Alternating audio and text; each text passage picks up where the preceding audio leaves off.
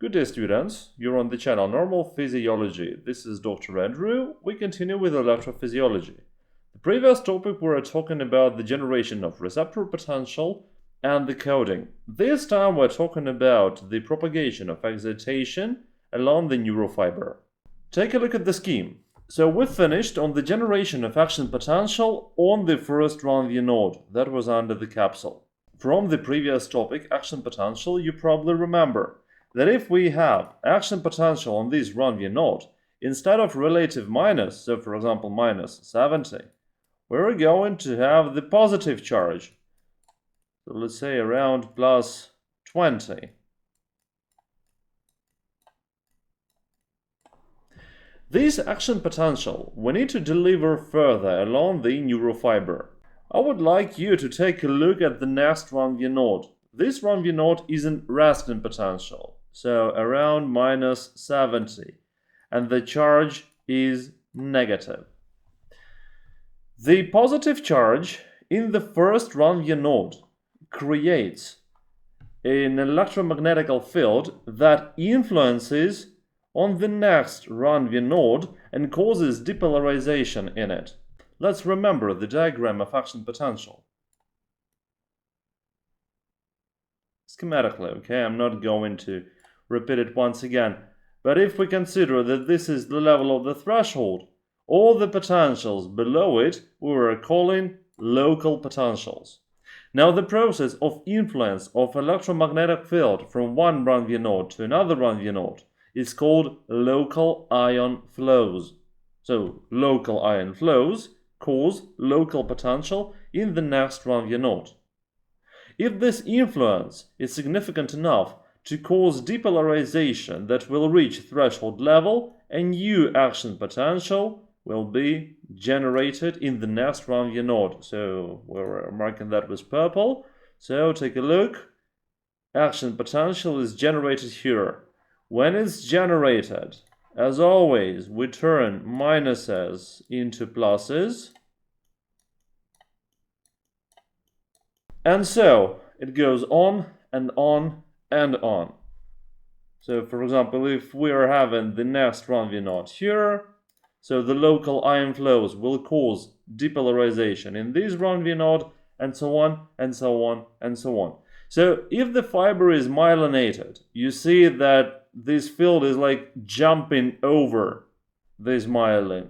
So in myelinated fibers, the speed of propagation is higher than in unmyelinated, because if we look at the unmyelinated fiber, let me draw it here, the process is actually the same. So we're having like minuses inside.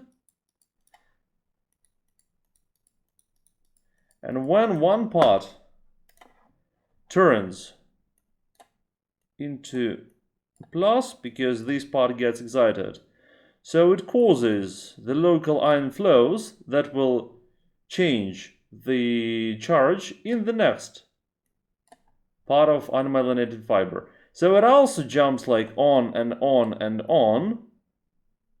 The only difference is that the speed of such changes is much lower than in myelinated fibers. There are a couple of laws by which the excitation is propagated. The first law, the law of anatomical integrity and physiological functionality of the neurofiber. Now with the integrity you probably understand, yeah, so if the fiber is cut, the excitation can no longer be conducted. Now with the physiological functionality, that is more interesting. Please look at the picture. That is the illustration of myelinated fiber. The excitation is propagated solitarily, so it like jumps over the myelin. But if we perform a cut, well, the most obvious thing, it can no longer be propagated, I believe quite obvious.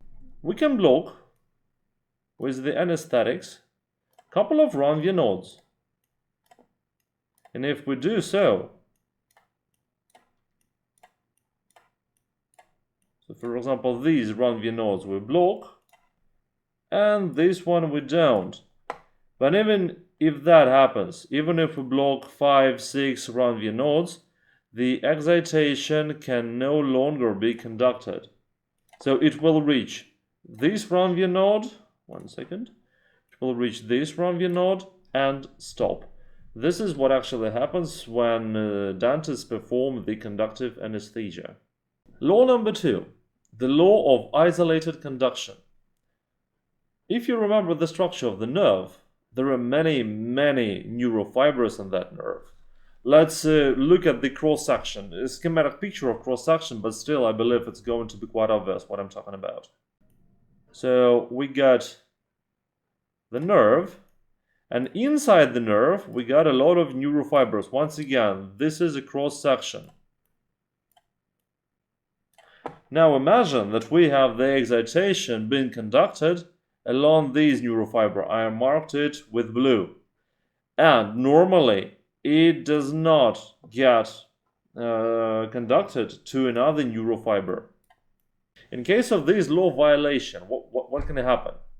For example, someone touches you, and instead of just being conducted as the feeling of a touch, it jumps, for example, on the fibers that feel the pain, and instead of the touch, you feel the pain. Or for example, you want, I don't know, to bend your index, but the excitation jumps on other neurofibers. Instead of the index, you bend, for example, all the arm, or better say, like these fingers. And finally, law number 3, the law of two-way conduction.